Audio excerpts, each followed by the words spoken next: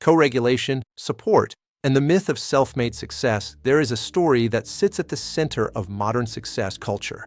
It is the story of the self-made individual, the one who figured it out alone, the one who pushed through without help, the one who relied only on discipline, grit, and personal will, the one who didn't need anyone. This story is often celebrated as strength, but physiologically, it is a misunderstanding, because human nervous systems do not develop, stabilize, or expand in isolation. They never have, and they never will. Every nervous system you have ever encountered learned regulation through relationship. From the very beginning of life, regulation was not something you did alone. It was something that happened between bodies. Before you could self-soothe, someone else soothed you. Before you could regulate emotion, someone else helped regulate it. Before you could feel safe in the world, safety was borrowed from another nervous system. This is not psychology. It is biology. Human nervous systems are wired for co-regulation. We stabilize through connection. We expand through attunement. We learn safety through resonance. This is why isolation limits growth far more than people realize.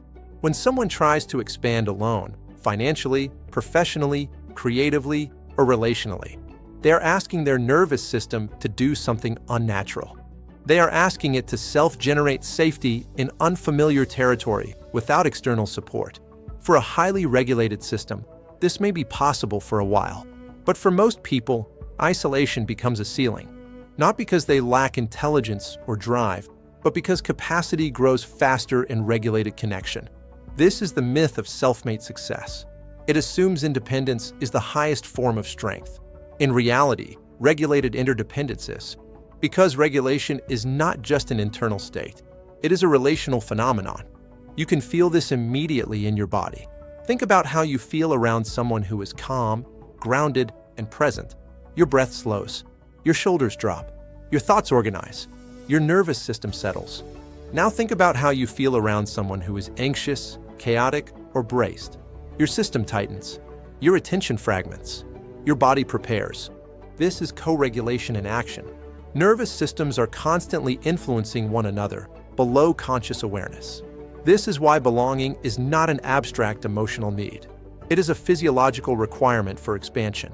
When your nervous system senses that it is supported, seen, and held within safe relational fields, it can tolerate more stimulation, more visibility, more responsibility, more pressure, more opportunity. When it senses isolation, judgment, or disconnection, it contracts. This is why people often stall when they try to do it all themselves.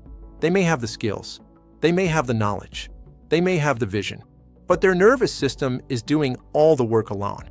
And that is exhausting. This is also why support accelerates success in ways mindset never can. Support is not just logistical help. It is nervous system scaffolding. A mentor does more than give advice. They lend regulation. They hold a wider capacity field than you currently have, and your nervous system entrains to it. This is why being in the presence of someone who has already stabilized at a higher level of success can feel calming instead of intimidating. Their nervous system is showing yours what is survivable. This is transmission, not through words, but through state. The same is true of teams, partnerships, and communities. A regulated group can hold levels of responsibility, complexity, and scale that individuals cannot. Not because they are smarter, but because regulation is distributed. This is why isolation limits wealth and leadership. When people attempt to scale alone, every decision hits the same nervous system. Every risk, every responsibility, every uncertainty, every exposure event. Eventually, the system overloads. This is often when burnout appears, not because the person was weak, but because the load exceeded what one nervous system could sustainably carry. This is also why many people resist support, even when they need it, because receiving support is itself a somatic experience. It requires vulnerability. It requires trust. It requires being seen. It requires letting go of control. And for many nervous systems, receiving support was not safe early in life. Some learned that needing others led to disappointment. Some learned that relying on others created dependency or debt. Some learned that support came with conditions. Some learned that asking for help led to shame. Some learned that connection was unstable or unsafe. So independence became protection. I'll do it myself. I don't need anyone. I'll figure it out alone. These are not personality traits. They are survival strategies. And they work, up to a point, but they cap expansion. Because nervous systems grow capacity through relationship. This does not mean outsourcing responsibility or avoiding self-responsibility. It means recognizing that regulation deepens faster in attuned connection. This is why belonging matters so much more than people realize. Belonging is not about fitting in. It is about feeling safe while being fully expressed. A nervous system that feels it must perform, hide, or brace to belong is not regulated. It is surviving. True belonging signals to the body, I can be here as I am, and I will not be punished or abandoned. That signal changes everything. It allows the system to relax. It allows openness. It allows growth. This is why leadership is not just about authority. It is about regulation. People naturally orient toward those whose nervous systems feel stable. Not necessarily loud, not necessarily dominant, but steady. This is also why mentorship is not primarily informational. You can read all the right books and still not feel able to implement. But when you are in relationship with someone whose nervous system has already stabilized at a higher level, something different happens. Your system learns by proximity. You borrow safety. You borrow confidence. You borrow tolerance. This is not mystical. It is physiological entrainment. This is why expansion is relational. Capacity grows fastest in regulated connection, not in isolation, not through self-pressure, not through proving, but through shared nervous system fields. This also reframes what support actually means. Support is not weakness. It is efficiency. It reduces nervous system load. It distributes responsibility. It increases tolerance for complexity. It allows expansion without collapse. This is why people who try to be self-made often hit invisible ceilings. They are not lacking talent.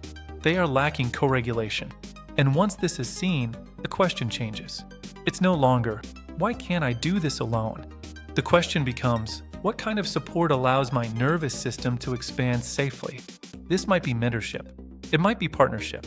It might be team. It might be community. It might be therapeutic support. It might be somatic guidance.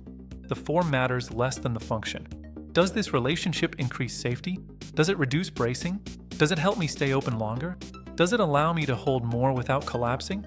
If the answer is yes, capacity will grow. If the answer is no, no amount of effort will substitute. This is why wealth, leadership, and sustainable success are never solo achievements. Even the most independent people rely on relational regulation, often invisibly. And when people try to remove all support in the name of strength, they end up constraining their own expansion. This is not a failure. It is physiology. The nervous system evolved in groups. It expands in groups. It stabilizes in connection. And when people understand this, something softens. They stop shaming themselves for needing support. They stop interpreting isolation as virtue. They stop equating independence with worth. And they begin to choose environments that support regulation instead of undermine it. This is not about dependency. It is about resonance. Healthy co-regulation does not make you smaller. It makes you more stable. And stability is what allows true autonomy. This is the paradox. You become more self-directed when you are supported, not less. Because your nervous system is no longer spending energy on survival. It has capacity for creativity, leadership, and contribution. This is the shift this video is pointing toward. Expansion is not an individual conquest. It is a relational process. And when you allow yourself to grow in connection instead of isolation, capacity accelerates, which prepares us for how capacity actually grows over time, how the body learns that expansion is survivable, and how success becomes something you inhabit rather than chase. At this point, one thing should be clear. Success does not stabilize through effort alone. It does not last through insight alone. It does not expand through ambition alone. It stabilizes when the body learns that expansion is survivable. That is what capacity actually is. Not willpower, not discipline, not motivation. Capacity is the nervous system's ability to remain open while more life moves through it. More money, more responsibility, more visibility, more choice, more demand, more uncertainty, more possibility. And the most important thing to understand about capacity is this. It does not grow through force. It grows through inhabiting. Most people try to build success the same way they build muscle at the gym, by pushing harder, increasing load, and overriding discomfort. But the nervous system does not adapt this way. When pushed beyond its tolerance, it does not grow stronger. It contracts. It protects. It shuts things down.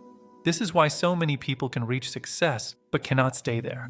They spike into expansion, then fall back. They earn, then lose momentum. They grow, then collapse. They rise, then retreat. Not because they are incapable, but because their system has not learned how to inhabit that level of expansion. This is where receiving becomes the central skill. Receiving is not passive. Receiving is a somatic capacity. To receive money is to receive responsibility, attention, expectation, and choice. To receive opportunity is to receive uncertainty and exposure. To receive success is to receive visibility and consequence. And for many people, receiving triggers contraction. The body tightens. The breath shortens. The nervous system braces. This is why earning is often easier than holding. Earning can be driven by adrenaline. Holding requires regulation. This is the essence of success tolerance. Success tolerance is the body's ability to remain regulated in the presence of expansion, not just for a moment, but over time, not just during the win, but after it, not just while things are exciting, but when they become real. Most people have very little success tolerance, not because they lack desire, but because their nervous system was never trained for sustained openness. And training is the key word here. Capacity does not increase through understanding. It increases through experience, specifically through paced exposure with safety. This is the opposite of hustle culture. Instead of pushing yourself to tolerate more than you can hold, you practice staying present at the edge of what you can hold, without forcing yourself past it. You let the nervous system acclimate. You stay open a little longer than before. You receive a little more without bracing. You allow a little more visibility without disappearing. You hold responsibility without tightening as much. You remain present instead of collapsing. And then you stop. You integrate. You let the system learn. That was survivable. This is how regulation builds. This is why small, stable expansions are far more powerful than big, forced leaps. A nervous system that is overwhelmed learns only one thing: pull back. This is why success that arrives too fast often destabilizes people. The system has no map for it. And without a map, protection takes over. Building somatic wealth capacity means prioritizing stability over speed, not as a moral stance, but as a physiological one. This does not mean avoiding ambition. It means grounding ambition in regulation. You are not asking, how fast can I grow? You are asking, how much can I stay present for? That shift changes everything. Because when you measure success by capacity instead of outcome, behavior reorganizes naturally. You stop overcommitting. You stop chasing adrenaline. You stop forcing momentum. You stop abandoning yourself to get results. And paradoxically, progress becomes more consistent. This is what sustainable power looks like. Power that does not come from pressure, but from presence. Regulation is sustainable power. A regulated nervous system can hold complexity without fragmentation. It can make decisions without panic. It can tolerate uncertainty without collapse. It can lead without dominating. It can receive without guilt. It can expand without losing itself. This is why regulated people appear calm even under pressure. Not because they are detached, but because their system is not braced. Their energy is not being consumed by survival. It is available for creativity, leadership, and contribution. This is also why building capacity is not about doing more. It is about staying. Staying with sensation. Staying with success. Staying with discomfort without forcing it away. Staying with openness without collapsing into overwhelm. This is a skill. And like all skills, it grows through practice. Not mental practice, but somatic practice. You practice noticing when you start to tighten. You practice softening instead of pushing. You practice pausing instead of overriding. You practice receiving without immediately doing something with it. You practice letting success land in your body. This may feel subtle, but subtle is where the nervous system learns. Big gestures don't train regulation. Consistency does. This is also where co-regulation continues to matter. You do not build capacity alone. You build it in environments that support regulation. People, spaces, rhythms, structures.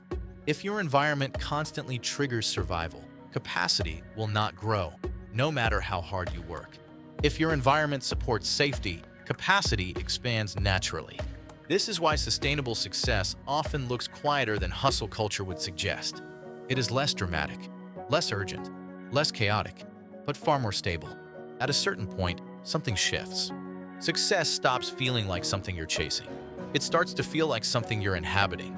Money becomes something you hold, not something that destabilizes you.